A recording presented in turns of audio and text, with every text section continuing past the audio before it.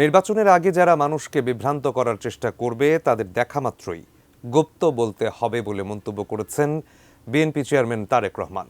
কারণ হিসেবে তিনি বলেন, তারা মিশেছিল ২৪-এর ৫ আগস্ট যারা পালিয়ে গেছে তাদের সঙ্গে। আমিনুল ইসলামের রিপোর্ট। শনিবার বিকেলে সিরাজগঞ্জের বিসিক শিল্প পার্কে নির্বাচনী জনসভায় আসেন বিএনপির চেয়ারম্যান। জনসভায় তারেক রহমান বলেন, স্বৈরাচার যারা পালিয়ে গেছে তারা রাজনৈতিক অধিকার, ভোটের অধিকার কেড়ে নিয়েছিল।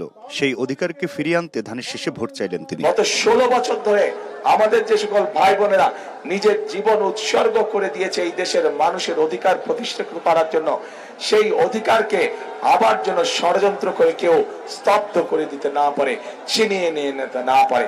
আমাদের কাছে ধর্মটা মুখ্য নয়, আমাদের কাছে জাতপাত মুখ্য নয়, আমাদের কাছে মুখ্য হচ্ছে সে বাংলাদেশের মানুষ। ধানের শীষ বিজয়ী হলে ১৩ তারিখ থেকে কাজ শুরু হবে জানিয়ে তারেক রহমান বলেন, বিএনপি এখন একমাত্র দল যাদের দেশ পরিচালনার অভিজ্ঞতা আছে। RICL TMX, যুগের পর যুগ স্থাপনা থাকে মজবুত। বিএনপি ছাড়া এই মুহূর্তে বাংলাদেশকে সঠিকভাবে পরিচালনা করতে পারে অভিজ্ঞতা সম্পন্ন এরকম কোন রাজনৈতিক দল নেই।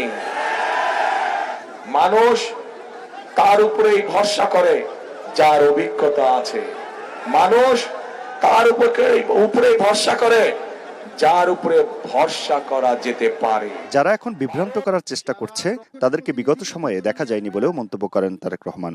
যারা এসে বিভ্রান্তিমূলক কথা ছড়াবে তাদের একটাই নাম, তারা হচ্ছে গুপ্ত। কারণ তাদেরকে গত ১৬ বছর আমরা দেখি নাই। তারা এদের সাথে মিশেছিল, যারা ৫ তারিখে পালিয়ে গিয়েছে তাদের সাথে তলে তলে এরা মিশেছিল। ১২ তারিখে ধানের শীষের পক্ষে ভোট চেয়ে উত্তরবঙ্গের সন্তান বিএনপি চেয়ারম্যান তারেক রহমান উত্তরবঙ্গ ৩ দিনের সফর করলেন।